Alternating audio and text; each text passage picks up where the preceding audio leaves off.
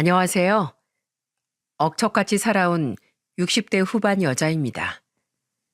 요즘 우리나라 사람들의 평균적인 삶의 질이 많이 높아진 것 같아요. 물론 모두가 그렇진 않겠지만 대부분의 사람들은 삼시세끼 굶을 걱정 없는 나날을 당연하게 누리며 살고 있죠. 제가 어릴 때만 해도 워낙에 가난한 집이 많아 고등학교까지 나오지 못하는 친구들이 참 많았는데 말입니다. 지금 이렇게 우리나라가 살기 좋아진 건 아마 이전 시대의 많은 사람들이 자식들에게 가난한 삶을 물려주지 않기 위해 애를 쓴 덕분이라고 생각해요. 저와 남편 역시 비슷한 삶을 살았습니다. 하지만 젊은 시절 그렸던 이상적인 미래를 이뤄내지 못했죠. 저는 평소 즐겨 듣던 이 채널에 고되게 살았던 저와 남편의 젊은 시절과 현재에 대해 이야기해 보려고 해요. 앞서 말했듯 제가 어렸을 땐 가난한 집이 많았고 제가 태어난 집안 또한 마찬가지였습니다. 저는 삼남 일녀 중 둘째로 태어났는데 저희 부모님은 아들만 귀하게 여기던 사람들이었어요. 유일한 딸이었던 전 어릴 때부터 식모처럼 자랐고 중학교까지 밖에 나오지 못하고 일만 하며 살다가 성인이 된 후 몰래 가출을 했죠. 더 이상 그 집안에서 하녀처럼 살기 싫었거든요. 일을 찾아 서울로 올라온 전 닥치는 대로 일을 하며 독하게 살았습니다. 그러다 당시 일하던 공장에서 만난 남편과 20대 중반에 결혼을 했죠. 남편 또한 저처럼 가난한 집에서 태어나 부모의 사랑을 못 받고 자란 사람이었어요. 남편은 장남밖에 모르던 집안의 셋째였는데 시댁은 없는 살림에 장남에게만 모든 걸 퍼주던 집안이었더군요.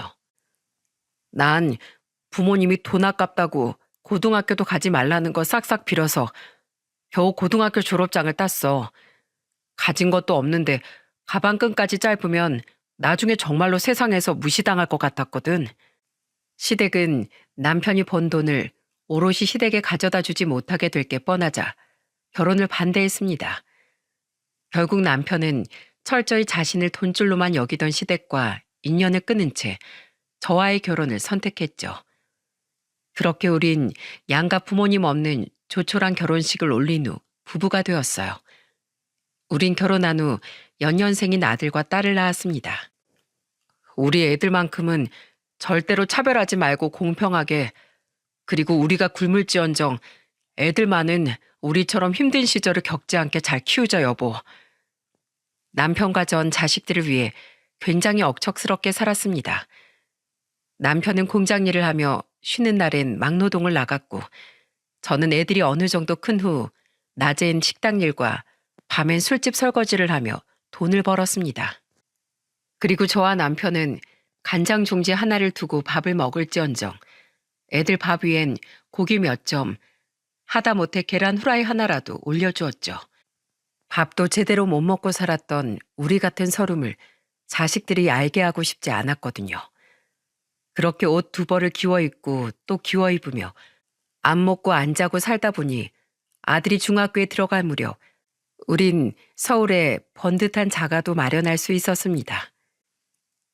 자, 우리 상현이 지수, 여기가 바로 이 아버지가 처음으로 산 우리 집이다. 우리 집이라니 여보, 그동안 정말 고생 많았어요. 처음으로 가지게 된 우리 집이라는 생각에 감정이 북받친 전 그 집으로 이사를 가던 날 남편을 끌어안고 펑펑 울었어요. 이후 허리가 많이 안 좋았던 남편은 막노동을 그만두고 공장 일에 전념하며 밤엔 대리운전을 뛰었고 저는 식당과 술집 설거지를 그만두고 오리고기 식당을 차렸습니다. 그렇게 집을 산 이후에도 남편과 저는 계속해서 밤낮 없이 뼈 빠지게 일했어요. 또한 여전히 주위에서 독하다, 구두 세다 하는 말을 들을 정도로 억척스럽게 살았지만 통장에 쌓이는 돈을 보며 저와 남편은 행복해했죠. 술 취한 손님 상대하랴 장사하랴 많이 힘들지 여보.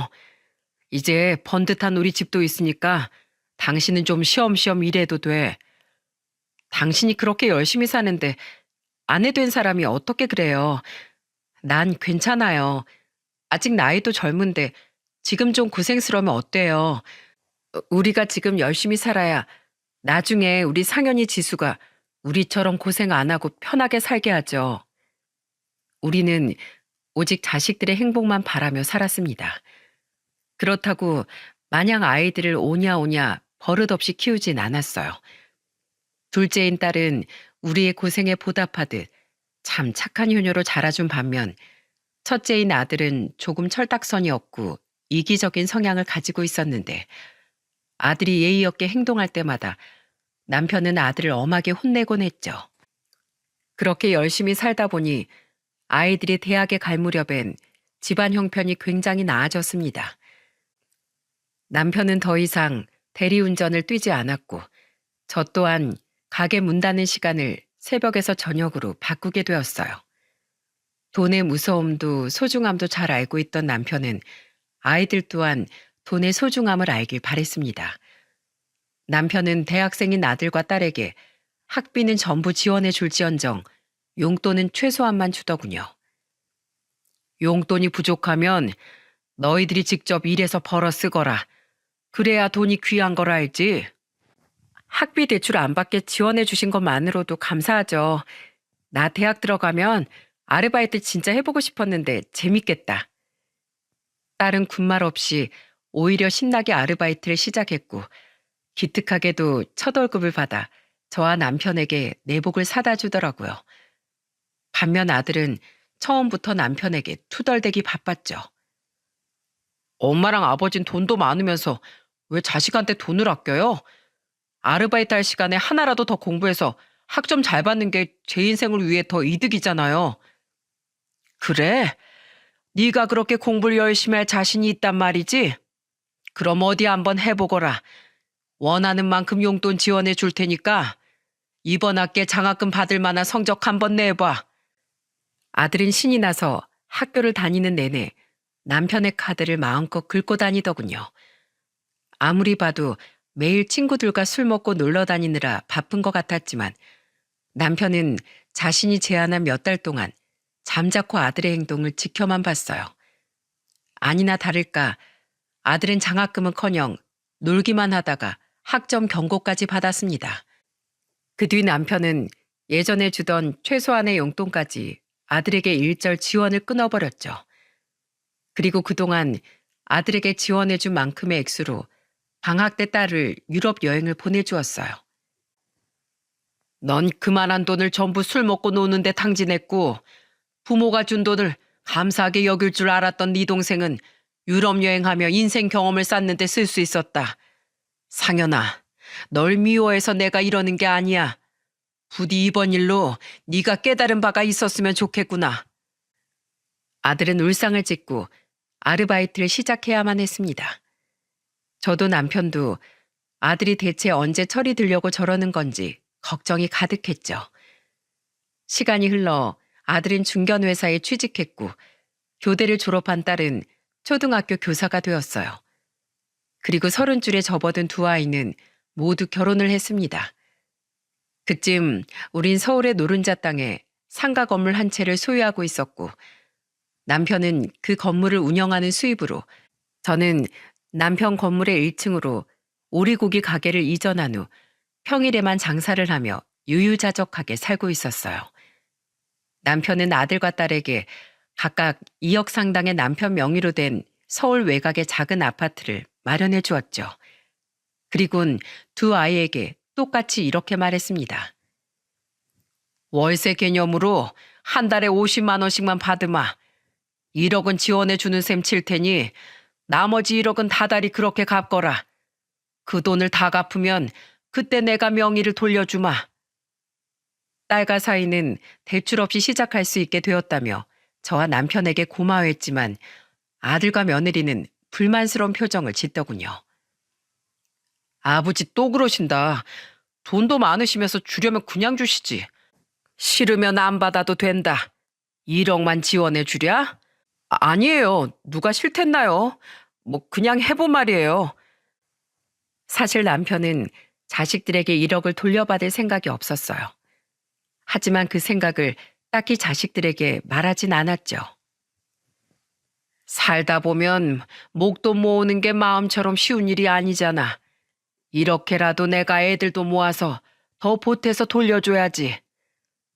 아들은 결혼 후 아들 하나를, 딸은 자신을 닮은 예쁜 딸을 낳았습니다.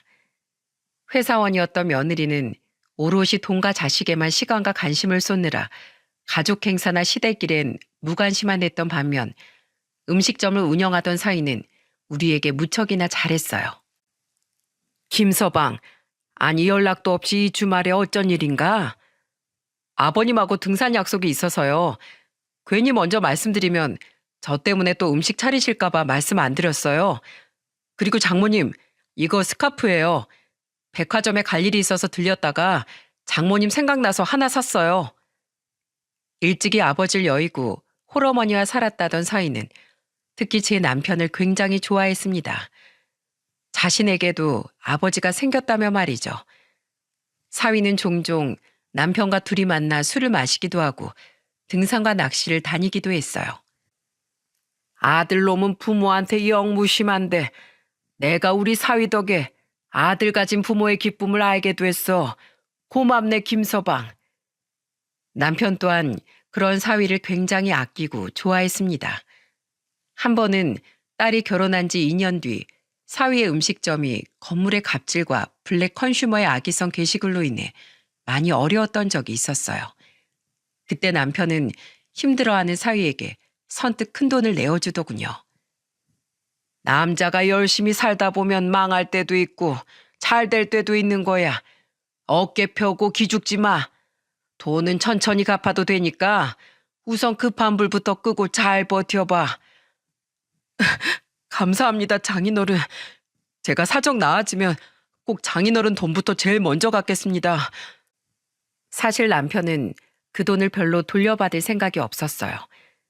하지만 사위에게 부담을 주지 않을 생각으로 남편은 사위와 차용증을 작성했는데 꼬박 3년 뒤 사위는 정말로 남편이 빌려준 돈에 이자까지 보태서 그 돈을 갚더군요.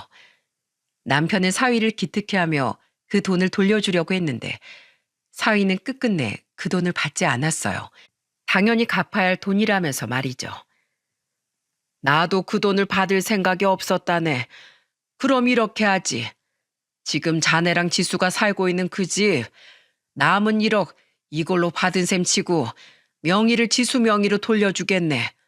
공동 명의를 하든 뭐라든 그건 둘이 알아서 상의하고. 남편은 뱉은 말은 지키는 사위가 정말로 기특했던 것 같습니다. 그때 남편은 아파트 명의를 바꿔주며 그간 딸 부부가 보냈던 3천만 원이 넘는 돈도 함께 돌려주었습니다. 사위를 보니 자신이 도와주지 않아도 충분히 자기들끼리 목돈 모아 잘 살 애들이라며 말이죠. 그 사실을 알게 된 아들은 씩씩대며 우리를 찾아왔더군요. 아버지, 자식을 이렇게 차별하는 법이 어딨어요? 저도 아파트 명의 돌려주세요. 차별은 무슨 차별이야. 내가 그 돈 다 갚으면 명의 돌려준다고 분명히 말했지. 걔들은 돈 다 갚았다. 넌 다달이 50만 원씩 제때 보내지도 않는 놈이 무슨 염치로 명의를 돌려달라고 하는 거야? 남편의 말에 아들도 할 말이 없었는지 꿀먹은 벙어리가 된 채 돌아가야 했습니다. 그런데 몇 달 후 아들은 대뜸 우리를 찾아와 무릎 꿇고 부탁을 하더군요. 아버지, 요즘 저 회사에서 줄 잘못 타서 승진길도 막히고 입지도 안 좋아요. 그래서 말인데요. 저 퇴사하고 프랜차이즈 요식업 해보고 싶어요. 아버지, 저 한 번만 도와주세요. 어렸을 때부터 조건이 없으면 뭐 하나 제대로 턱턱 내주신 적 없잖아요. 김서방한텐 두 말 않고 돈도 빌려주셨다면서요. 마지막이다 생각하고 도와주시면 절대 실망시켜드리지 않을게요. 저도 이젠 자식 있는 아빠니까 정말 열심히 살아보고 싶어요. 사위 일까지 들먹이는 아들의 말에 남편은 잠시 고민하더니 알겠다고 대답하더라고요. 이후 남편은 사위 때처럼 차용증을 쓴 후 아들에게 창업 비용을 빌려주었죠. 웬일로 당신이 상현이한테 별말 안 하고 돈을 빌려줬대요? 상현이 말대로 내가 너무 상현이한테만 잣대를 엄격히 들이댔나 싶어서 상현이 입장에선 서운할 수도 있잖아. 게다가 그 애도 이젠 자식이 있는 아버지니 전보단 책임감이 생겼겠지. 부모 돈을 쉽게 생각할까봐 차용증을 받긴 했지만 만약 사업이 그 녀석 뜻대로 되지 않는다고 해도 돈을 돌려받진 않을 생각이야. 이제 자식을 가르칠 나이는 지났으니 다 큰 자식에게 기댈 곳이 되어주기도 해야겠지. 나이가 들어선지 남편은 전보다 많이 부드러워진 모습이었습니다. 아들은 수도권의 한 시내에 매장을 차렸다더군요. 멀어서 직접 가보진 않았지만 크게 잘 되진 않아도 어느 정도 자리를 잡아 적자는 면하고 있다는 아들의 말에 저와 남편은 안심을 할 수 있었죠. 아직 순수익이 많이 남을 정도는 아니어서 돈을 좀 천천히 갚아도 괜찮을까요, 아버지? 괜찮다. 그 돈은 너무 신경 쓰지 말고 장사에나 신경 써. 아들은 2년이 넘도록 남편의 돈을 조금도 갚지 않았지만 어차피 받을 생각이 없던 돈인지라 남편은 개의치 않는 듯 했습니다. 남편이 물어보면 아들이 사업 사정을 계속해서 설명해 주기도 했기에 남편은 아들이 성실하게 사는 모습을 보며 만족해했죠. 그런데 어느 날부턴가 남편은 자꾸만 소화가 안 된다고 불편을 호소하더군요. 게다가 입맛도 잃고 자꾸만 살이 빠지는 것이 어딘가 문제가 있는 것 같았어요. 그렇게 큰 병원에서 검사를 받은 남편은 청천벽력 같은 말을 듣고 말았습니다. 함께 검사 결과를 들은 저는 그만 자리에 주저앉고 말았죠. 간경화가 많이 진행된 상태네요. 많이 불편하셨을 텐데 너무 늦게 오셨습니다. 남편은 중증 간경변 판정을 받았어요. 최선을 다해보겠지만 치료 시기를 놓쳐 지금은 간이식밖에 답이 없을 것 같다는 의사의 말이 그렇게 절망스러울 수가 없었죠. 우선 빠르게 입원하는 것이 좋겠다는 의사의 말에 남편은 입원 수속을 밟게 되었습니다. 환자복으로 갈아입은 남편을 보며 저는 하염없이 눈물을 흘렸어요. 술도 잘 안 마시는 양반이 간이 왜 그리 상했다는 거요? 그동안 힘들게 산 대가가 고작 이런 병이라니 하늘이 너무 원망스럽네요. 저는 가게를 쉬고 남편을 간병하기 시작했습니다. 갑작스럽게 들이닥친 불행에 딸과 아들 그리고 며느리와 사이까지 모든 식구들이 다 참담함을 감추지 못하더군요. 딸은 남편에게 자신의 간을 주고 싶어 했어요. 하지만 남편은 그런 딸의 말을 매몰차게 거절했죠. 내가 자식들 건강 해치면서까지 더 살아서 뭐하냐. 됐다. 간이식 대기 순서 기다리다가 내 차례가 오면 감사하게 받는 거고 아니면 마는 거야. 난 충분히 살 만큼 살았다. 남편의 단호한 거절에도 딸은 결국 남편 몰래 공여자 적합 검사를 받았더군요. 하지만 검사 결과 딸은 부적합 판정을 받고 말았죠. 딸은 검사 결과를 듣자마자 제게 전화해 목 놓아 울었습니다. 이대로 우리 아버지 정말 돌아가시면 어떡해요, 엄마. 저 너무 무서워요. 두렵고 막막한 건 저 또한 마찬가지였습니다. 처음엔 저도 남편처럼 차마 부모를 위해서 자식들의 건강을 빼앗을 엄두가 나질 않았어요. 하지만 증상이 심해져 점점 복수가 차오르고 황달이 심해지는 남편을 보니 사태의 심각성이 실감나더군요. 이러다 정말로 남편이 죽겠다 싶어 저는 결국 긴 시간 고민 끝에 남편의 병문안을 왔던 아들을 조용히 불러 어려운 부탁을 입 밖으로 꺼냈습니다. 상현아, 엄마가 되어서 자식에게 이런 부탁하기 너무 미안하다만 저대로 뒀다간 네 아버지 정말로 큰일 나게 생겼다. 이대로 허무하게 세상을 떠나기엔 네 아버지 인생이 너무 가엾지 않니? 네 아버지가 가족을 위해서 얼마나 힘들게 살았는지 자식인 너도 잘 알잖아. 그래서 말인데 상현아, 네가 아버지에게 간이식을 좀 해주면 안 되겠니? 우선 검사부터 받아봐야겠지만 지수가 부적합 판정이 나온 마당에 자식 둘 중에 한 명은 적합 판정이 나오지 않겠어? 이 엄마가 이렇게 부탁한다. 저는 두 손으로 아들의 손을 붙들며 애원했습니다. 그런데 아들의 반응은 너무도 충격적이었어요. 아들은 제 말을 듣자마자 표정이 싸늘하게 굳더군요. 그리곤 제 손을 거칠게 뿌리치며 기함하는 표정으로 소리쳤죠. 내가 미쳤어요? 엄마 제정신이세요? 저 엄마 아들이에요. 아직 살날 창창한 재간을 다 죽어가는 아버지를 위해서 나눠주라고요? 자식 인생 망칠 일이 있으세요? 아버지도 자식 간에 안 받겠다잖아요. 그리고 아버지 손주도 보고 돈도 벌 만큼 벌어서 떵떵거리면서 살아도 봤으니까 이만하면 지금 돌아가셔도 호상인 거예요. 자기 명보다 더 많이 바라면 욕심이라고요. 아, 진짜 짜증나. 전지수 걘 맨날 자기만 세상에 둘도 없는 효녀인 척하더니 이 상황에 자기 혼자 멋대로 검사받고 부적합 판정까지 받아서 절 이렇게 나쁜 사람 만든대요. 걔 사실 검사도 안 받아보고 아버지한테 간주기 싫어서 미리 선수 친 거 아니에요? 아무튼 전 절대로 못하니까 저한테 쓸데없는 희생 강요하지 마세요. 아들은 냅다 소리를 질러버리곤 씩씩대며 병원 복도를 빠져나갔습니다. 큰 상처를 받은 전 그 자리에 서서 눈물을 펑펑 흘리고 말았어요. 물론 자식이 부모에게 간을 공유해주는 것이 의무는 아니니 아들에겐 거절할 자유가 있는 것이 당연했죠. 저 또한 거절당할 각오를 하고 말이라도 꺼내보자 싶어 아들에게 애원 섞인 부탁을 했던 거고요. 하지만 이건 말이 심해도 너무하지 않습니까? 아무리 자기 간을 주기 싫다고 해도 그렇지 어떻게 평생 자식을 위해 헌신한 자기 부모에게 저런 말을 할 수 있답니까? 저는 자식에게 이런 취급을 받으려고 남편과 함께 그렇게 아둥바둥 살았나 싶어 후회가 막심해졌어요. 그렇게 펑펑 울다 보니 곧이어 화가 치밀어 오르더군요. 저는 아들에게 단단히 한 소리 퍼볼 요량으로 다급히 엘리베이터를 타고 아들을 찾아 병원 밖으로 뛰쳐나갔죠. 병원을 나온 전 주차장 앞에 서서 흡연을 하던 아들을 발견하곤 곧장 아들에게로 다가갔어요.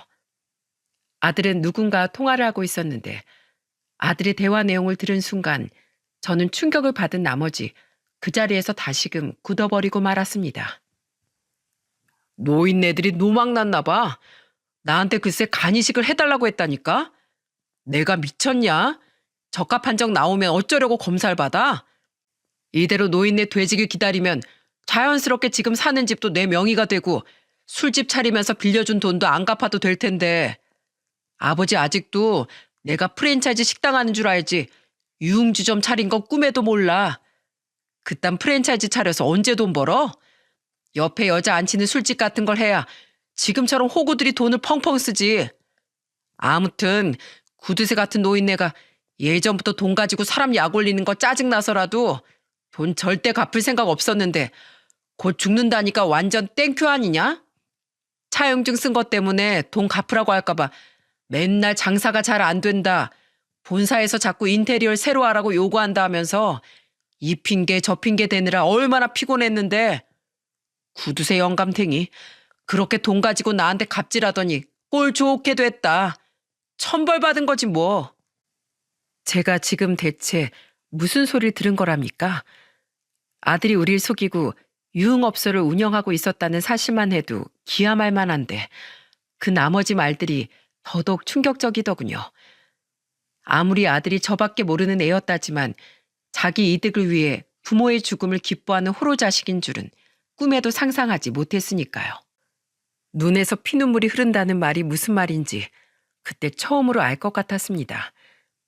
저는 솟구치는 분노를 참지 못하고 아들에게 다가가 냅다 아들의 뺨을 후려쳤죠. 아! 뭐야? 엄마? 영문도 모르고 뺨을 맞은 아들은 눈물을 뚝뚝 흘리며 자신을 노려보고 있는 저를 보고 상황 파악이 된 것 같더군요. 황급히 전화를 끊고 담배를 비벼 끈 아들에게 저는 분노에 차서 소리를 지르기 시작했어요. 언제부터 거기 계셨던 거예요? 설마 제 통화 내용 다 들으신 거예요? 그래, 들었다. 개만도 못한 자식. 아무리 저밖에 모르는 놈이라지만 네가 이 정도 페루나일 거라곤 상상도 못했다. 뭐? 천벌을 받았다고? 천벌은 언젠가 네가 받게 될 거다. 어떻게 평생 자식을 위해 고생하며 산 네 아버지한테 그럴 수가 있니? 내가 괘씸해서라도 네 아버지한테 너한테 빌려준 돈 다 받아내라고 할 거다. 망할 자식. 너 같은 놈을 자식이라고 애지중지 끼고 산 내 인생이 한심해서 참을 수가 없구나. 내가 널 돈밖에 모르는 괴물로 키워버렸어. 다 들으셨나 보네. 그래요, 뭐 그렇게 말씀하시면 제가 무릎 꿇고 빌기라도 할 줄 아셨어요? 어차피 아버지 돌아가시면 자식인 저한테 돌아올 재산 비율이 상당한 거 아시죠? 돈 갚고 다시 아버지 유산으로 메꾸면 되죠, 뭐. 지금 살던 집 정도는 당연히 저한테 넘어올 거고요. 솔직히 아버지가 그동안 돈 가지고 자식들한테 이래라 저래라 갑질한 거 맞잖아요. 안 그래요? 남들은 자식한테 하나라도 더 못해줘서 안달이라는데 전 진짜 지질이도 부모 복 없다고 생각한 적이 한두 번이 아니었다고요. 요즘 간 공여 받으려고 대기하는 사람들이 수두룩하다는데 과연 아버지한테까지 차례가 돌아올까요? 저는 불가능하다고 봅니다. 그동안 아버지 돌아가시기 전에 혹시 콩고물 더 떨어질 거 없나 싶어서 왔던 건데 일이 이렇게 된 이상 그런 걸 바라는 건 무리겠네요. 아버지 돌아가시면 연락 주세요. 재산 문제 정리해야 하니까. 저 가요. 너무도 허탈해 헛웃음마저 나왔습니다. 제 아들은 괴물 그 이상도 이하도 아니었어요. 아들은 자신이 한 말을 저에게 들킨 것에 대해 일말의 죄책감도 없어 보였습니다. 저는 남편의 병실로 돌아와 아들과 있었던 일을 전부 말하곤 남편의 손을 잡고 엉엉 울었어요.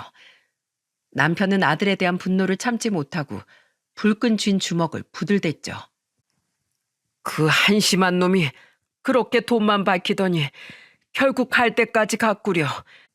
내가 죽기 전에 그놈에게 지원해준 모든 걸 전부 빼앗아와야 내 죽어서도 눈을 편히 감겠어. 차라리 재산을 익명으로 사회에 기부해서라도 그놈한텐 한 푼도 남겨주지 않을 거야. 그런데 그날 저녁 우리에겐 놀라운 기적이 펼쳐졌습니다. 아직까지 남편과 분한 마음을 추스리지 못한 초저녁에 딸과 사위가 우리를 찾아왔더군요. 그리고 사위는 남편의 손을 잡고 깜짝 놀랄 만한 발언을 내뱉었죠. 장인어른, 간이식 제가 해드릴게요. 저 사실 장인어른 몰래 적합 여부 검사 받았어요. 다행히 적합한 정도 받았고요. 뭐? 이 사람아, 그건 절대 안 될 말이야. 내가 내 자식 간도 안 받겠다고 했는데 남의 집 귀한 자식 간을 어떻게 받나? 장인어른, 그러지 말고 제발 간이식 받아주세요. 손 쓸 수 있는 방법이 분명 눈앞에 존재하는데도 장인어른을 이렇게 보내게 되면 저랑 제 아내 가슴엔 평생 사라지지 않을 피멍이 들 겁니다. 제발 저랑 제 아내를 위해서라도 고집 그만 부리시고 간이식 받아주세요. 그래요, 아버지. 저도 이렇게 부탁할게요. 제가 이 사람한텐 평생 은혜 갚으면서 살 테니까 우리 우선 살아요. 네? 저 아버지 없이 정말 못 살아요. 사위와 딸은 눈물을 흘리며 남편을 설득했습니다. 그 모습이 얼마나 애절한지 지켜보던 제 눈에서까지 눈물이 쉴 새 없이 흘러내렸죠. 결국 남편은 두 아이의 설득 끝에 간이식 수술을 받기로 결정했어요. 아들도 날 외면했는데 끝내 내 사위가 날 살리는구나. 고맙네, 김서방. 상연히 그놈과 달리 자네와 우리 지수는 의심할 여지 없는 진정한 내 자식이야. 수술을 들어가기 전 저는 사위의 손을 잡고 흐느끼며 고맙다는 말을 멈추지 않았습니다. 김서방, 부디 수술 잘 받고 무사히 나와야 하네. 내 남편을 살려줘서 어려운 결심해줘서 정말 고맙네. 다행히 수술은 성공적으로 끝났습니다. 그동안 아들은 단 한 번도 병원을 찾아오지 않았죠. 수술을 받고 열흘 뒤 퇴원을 한 남편은 아직 몸도 회복되지 않은 상태였음에도 불구하고 벼르고 있던 복수를 시작했어요. 아들을 혼내줄 이날만을 기다리느라 병원에서 매일같이 이를 갈았다며 말이죠. 나다 상현아. 병원에선 더 이상 방법이 없다고 해서 퇴원하고 집으로 왔다. 죽기 전에 마지막으로 너에게 할 말이 있으니 집으로 오려무나. 내가 눈을 감기 전에 마지막으로 자식과의 앙금은 풀고 가고 싶구나. 남편은 그냥 불러들이면 아들이 오지 않을 거라고 생각했는지 사위가 남편에게 간이식을 해준 사실을 모르는 아들에게 거짓말을 하고 아들을 집으로 불렀습니다.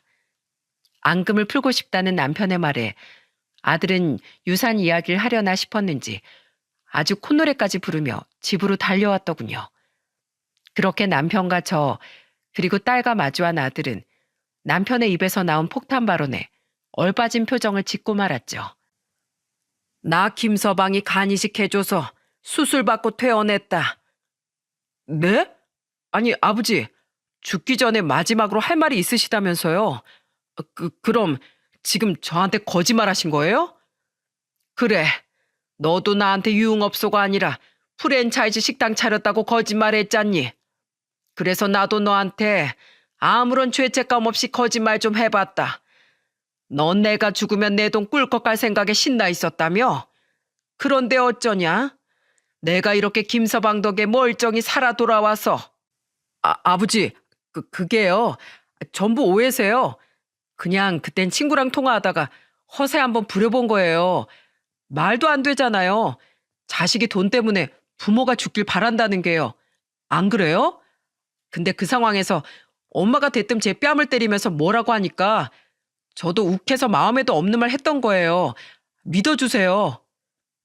남편의 말에 아들은 그제야 일이 잘못 돌아가고 있음을 직감했는지 말도 안 되는 변명을 늘어놓기 시작했습니다.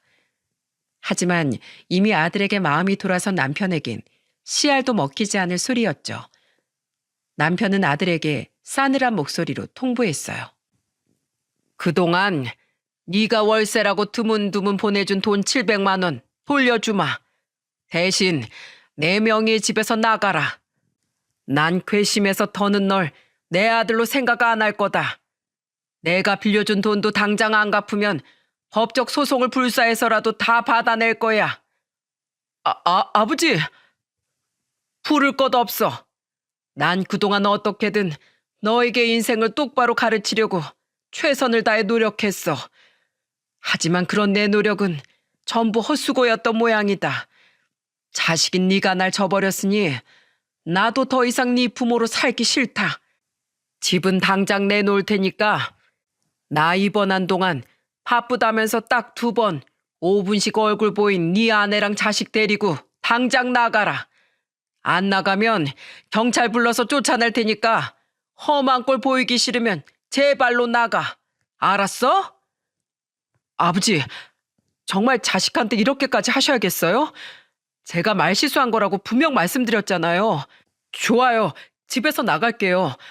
그깟 집, 그깟 돈 주면 그만이죠. 전 항상 돈을 무기로 자식을 가르치려고 드는 아버지가 싫었어요. 그런 아버지를 거드는 엄마도, 늘 착한 척하면서 저만 나쁜 놈 만드는 지수 쟤도, 김서방도 다 싫었다고요. 그렇게 자식한테 심볼 나쁘게 쓰니까 아버지 간이 모조리 다 딱딱하게 굳어버린 거예요. 김서방 간으로 생명 연장하셨다고요? 그따위 심보로 자식까지 버리고 어디 얼마나 잘 사나 두고 봅시다. 자식 버리고 아버지가 마음 편하게 살 수 있을까요? 이식받은 간까지 모조리 다 망가져 버리고 말걸요? 어디 두고 보세요.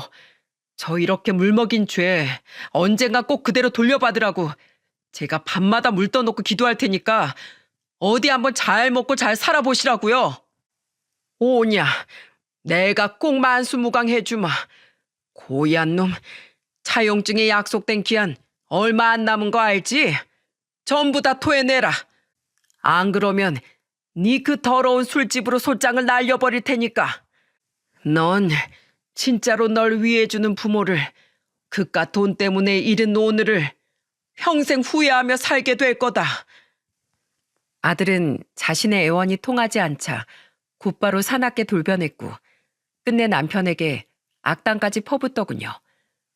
남편은 핏대를 세우며 아들에게 소리를 질렀고 딸은 아들을 집 밖으로 마구 밀치며 소리쳤죠.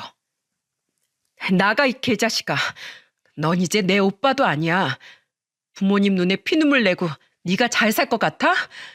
난 네가 오늘도 내일도 1년 뒤에도 10년 뒤에도 매일 지옥 속에서 살길 빌고 또 빌 거야.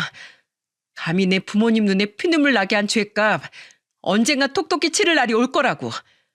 두 번 다시 우리 가족 앞에 나타나지 마. 이 쓰레기 자식아, 꺼져. 착하기만 했던 제 딸이 그렇게 악에 바친 모습을 저는 난생 처음 봤어요. 엉망진창이 된 가족의 모습을 보며 저는 가슴을 치고 통곡했습니다. 그렇게 가족의 행복을 바라며 악착같이 살아왔건만 그 모든 걸 산산조각 내버린 아들이 원망스럽기 짝이 없었죠. 그렇게 우리 가족은 아들과 영영 인연을 끊어버리고 말았어요. 아들 또한 우리와 인연을 제대로 끊기로 작정했는지 한 달도 되지 않아 남편에게 빌린 돈을 갚고 이사를 나갔습니다.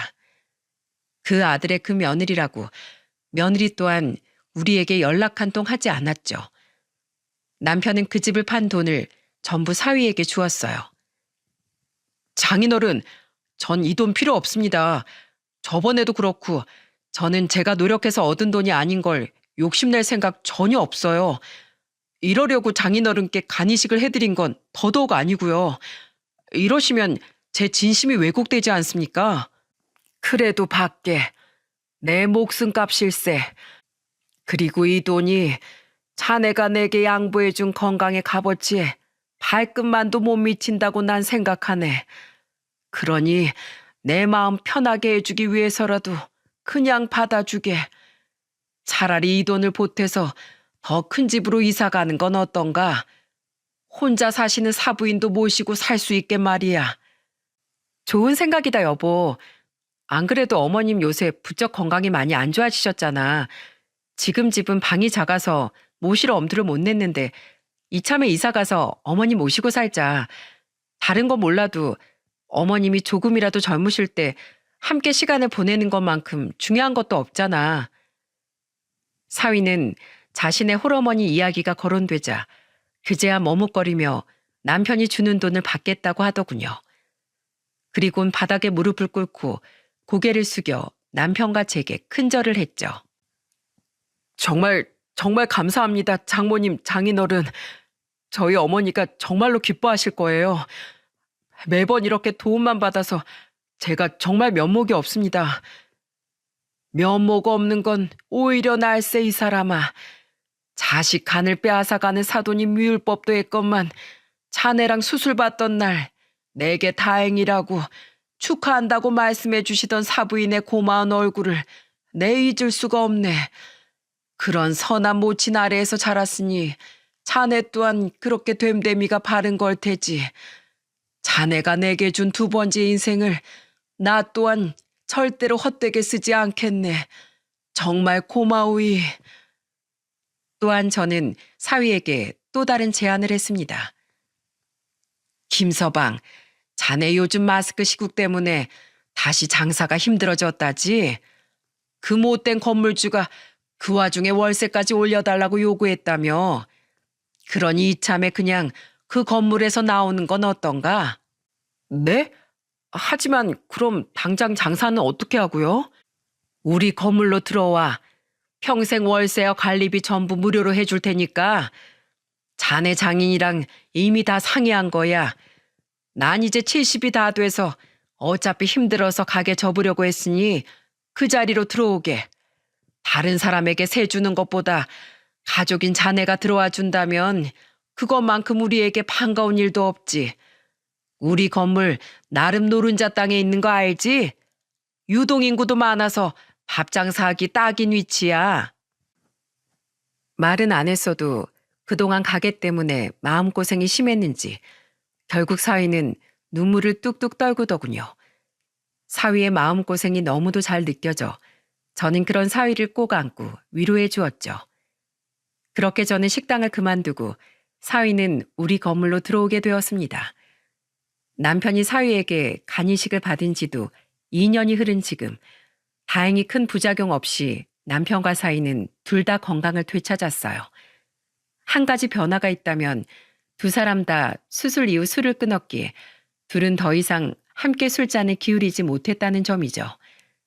대신 두 사람은 요즘 각종 차의 맛을 들여 저희 집에서 종종 다도까지 하고는 합니다. 한편 시국이 점차 풀리며 다행히 새로 시작한 사위의 음식점은 매출이 많이 올랐어요. 솔직히 저도 큰 소리 뻥뻥 치긴 했지만 장사가 잘 되지 않으면 어쩌나 걱정했었는데 정말 다행인 일이 아닐 수 없었죠. 아유, 그냥 두세요, 장인어른. 저희 직원들도 있는데 왜 홀 청소를 하고 계세요? 장모님도 얼른 고무장갑 벗으세요. 그냥 우리 예쁜 사이 뭐라도 도와주고 싶어서 그러지. 얼른 퇴근하고 가세. 사부인께서 눈이 빠지게 기다리시겠네. 오랜만에 우리 손녀도 만날 생각하니 들뜬 내 마음이 주체가 안 되는구먼. 사위와 저희 딸은 남편이 준 돈을 보태 조금 더 큰 아파트로 이사를 갔습니다. 그리곤 사부인과 합가를 해 살고 있는데 우리에게 고맙다며 사부인은 종종 우리를 저녁 식사에 초대해주곤 합니다. 오히려 고맙고 죄송한 건 우리인지라 우린 사부인을 뵈러 갈 때마다 선물을 하나씩 사들고 가곤 하는데 제법 식사 자리를 자주 가져서인지 요즘엔 사돈이 아니라 마치 친구처럼 사이가 많이 돈독해졌죠. 그렇게 행복하게 지내던 와중 몇 달 전 저는 마음 불편한 소식을 전해 듣게 되었습니다. 혼자서 집안일을 하고 있던 전 진동이 울리는 휴대폰 화면 속 이름을 보고 심장이 쿵 내려앉았어요. 엄마, 저 상현이에요. 다행히 제 전화 받으시네요. 그 사람은 바로 우리에게 악담을 퍼붓고 인연을 끊었던 아들이었습니다. 그리고 아들의 입에서 나온 아들의 근황은 굉장히 충격적이더군요. 엄마, 아버지는 건강하세요? 다름이 아니고 혹시 아버지 아직 저한테 화 많이 나셨어요? 그러신 거면 엄마가 아버지한테 저 좀 그만 용서해 주라고 잘 말해 주시면 안 돼요? 엄마, 저 지금 폭삭 망해서 길거리에 나앉게 생겼어요. 제가 운영하던 유흥주점 있죠? 거기에 불시 단속에 걸려서 저 검찰에 송치됐었어요. 제가 미성년자 접대부를 싼 맛에 몇 명 고용했었는데 그것부터 시작해서 걔네 친구들한테 술 판 거, 세금 탈세한 것까지 다 걸려서요. 게다가 제가 사장으로서 직원 교육 좀 시켰기로써니 거기에 앙심을 품고 종업원 한 명이 제가 평소 직원들을 폭행했다면서 진단서까지 끊어가지고 절 고소했더라고요. 덕분에 가게는 완전 폭삭 망하고 전 판사한테 초범인점을 어필하면서 싹싹 빈 덕에 겨우겨우 실형은 면하고 집행유예 2년 선고받았어요. 세금 폭탄 맞은 거 말할 것도 없고요. 그 돈 전부 내고 가게까지 날려먹어서 저 지금 진짜 알거지예요. 잠깐 가게가 어려울 때 아내 돈을 끌어다 썼는데 그 돈까지 날려먹었다면서 아낸 자기 돈 당장 못 메꿀 거면 애 데리고 이혼하겠다고 난리도 아니에요. 그래서 말인데 엄마, 아버지 잘 설득해서 저 5천만 원만 좀 빌려주시면 안 돼요? 차용증 쓰고 이번엔 꼭 제때제때 돈 갚을게요. 정말이에요. 망하자마자 절 버린다는 아내가 너무 믿고 원망스러워도 어쩌겠어요. 저 부모님한테도 버림받은 마당에 아내랑 이혼까지 하면 갈 곳도 없는 외톨이 신세 된단 말이에요. 집도 아버지가 도로 가져가신 마당에 결혼할 때 해온 것도 없고 날려먹은 돈만 잔뜩이어서 분할받을 재산도 별로 없을 거라서요. 엄마, 제가 그땐 너무 멍청해서 진심으로 절 아끼고 사랑해준 부모님의 소중함을 미처 몰랐어요. 저 지금은 진심으로 뉘우치고 있어요. 그러니까 제발 저 좀 한 번만 용서해 주세요. 네? 제발 저 좀 도와주세요. 그래, 네 처지가 참 딱하게 되긴 했구나. 근데 아니 우린 널 용서할 마음이 조금도 없다. 들어보니 지금 처한 상황 중에 네가 억울할 만한 일은 하나도 없어 보이는구나. 네 이득을 위해서 어린 미성년자 애들이 인생을 망치고 범법 행위를 한 데다가 직원들한테 갑질도 모자라 주먹질을 해? 그럼 당연히 그 죄값을 응당 치러야 하는 거 아니냐? 들어보니 네 아들에겐 너 같은 아버진 지금 당장은 없는 게 낫겠구나. 애를 위해서라도 어머니 너랑 이혼하겠다는 건 나도 틀리지 않은 생각인 것 같다. 그리고 내가 지금 널 도와주지 않는 건 부모를 저버린 페류나인 너에게 부모로서 내가 내리는 벌이야. 상현아, 우린 너에게 아주 많은 기회를 줬었다. 그 기회를 스스로 걷어차버리다 못해 기회를 준 부모인 우리 가슴에 대못까지 박은 건 바로 너 자신이야. 이번 일로 네가 꼭 깨달았으면 좋겠구나. 누군가에게 상처를 주고 이기적이게 행동한 대가는 반드시 치르게 되어 있다는 걸 말이야. 가진 재산을 모두 잃은 것과 가족을 잃은 것 둘 중 어느 것이 너에게 더 혹독한 대가였는지 모르겠다만 어쨌든 이 말이 내가 부모로서 자식에게 해줄 수 있는 마지막 말이다. 부디 앞으론 인간으로서의 도리만큼은 잊지 않고 살길 바란다. 저는 냉정하게 마음속에 있던 모든 말을 내뱉은 후 전화를 끊었습니다. 그 뒤로 아들은 몇 번이나 제게 더 전화를 걸었지만 어차피 돈을 빌려달라는 말을 하려는 것이 뻔해 저는 전화를 받지 않았죠. 남편에게 이 이야기를 전해주니 남편이 심란한 표정으로 알겠다는 대답뿐이었어요. 남편 또한 저처럼 더는 아들을 용서해 줄 생각이 없으면서도 아들의 처참한 말로에 마음이 무거워진 거겠죠. 인연을 끊었다고 한들 한때는 목숨을 바쳐도 아깝지 않을 정도로 사랑한 자식의 일이었으니까요. 그로부터 몇 달 뒤인 얼마 전 아들은 제 휴대폰으로 문자를 한 통 보냈더군요. 결국 자식을 그렇게 매몰차게 버리니까 속이 시원하세요? 그때 끝까지 절 모른 척 하신 덕분에 저 지금 빈털터리로 이혼당하고 닭장 같은 원룸에 살면서 술집 웨이터 일로 근근히 먹고 살고 있어요. 저 지금 엄마 아버지 마음 불편하라고 죄책감 들라고 일일이 이렇게 얘기하는 거예요. 자식을 이렇게 나락으로 보냈다는 걸 아니 마음이 무겁죠? 더 늦기 전에 다시 자식을 찾을 기회를 드릴게요. 연락 주세요. 아들은 아직도 우리가 부모라는 이유로 자식인 자신을 그리워하고 있을 거라고 착각하고 있었습니다. 물론 아들은 항상 우리 마음속에 아픈 존재로 남아있을 테지만 여전히 남편과 저는 아들을 받아줄 생각이 없거든요. 저는 그 문자에 답장을 하지 않고 조용히 아들의 연락처를 차단해버렸죠. 제발 언젠간 아들이 정신을 차리고 세상을 올바르게 살아가길 간절히 바라며 말입니다. 사위는 여전히 남편에게 아들 노릇을 톡톡히 하며 아들을 잃은 우리에게 고마운 존재가 되어주고 있어요.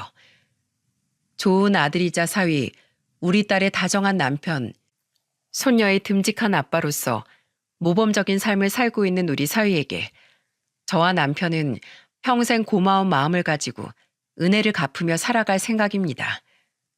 그것이 사위가 준 남편의 두 번째 인생에 대한 올바른 마음가짐이라고 믿으니까요. 평소 이 채널에 많던 훈훈한 사연들과 달리 자식의 비참한 말로를 이야기한 제 사연은 조금 씁쓸하죠. 저는 다른 부모님들은 우리와 같은 일을 겪지 않길 바라며 이 사연을 보내게 되었습니다. 물론 자식은 내 한 목숨을 다 바쳐도 아깝지 않을 만큼 소중한 존재이죠. 하지만 자식의 도리를 저버리고 10개를 주면 20개, 30개를 주지 않았다고 화를 내는 자식은 때론 과감히 놓아줄 줄도 알아야 한다는 걸 깨달았어요. 우리는 부모지만 자신의 인생을 사랑할 권리가 있는 하나의 인간이기도 하니까 말입니다. 부디 여러분들은 저와 남편과 달리 행복한 세월을 향해 끝까지 자식들과 동행할 수 있기를 간절히 바라고 응원합니다. 감사합니다.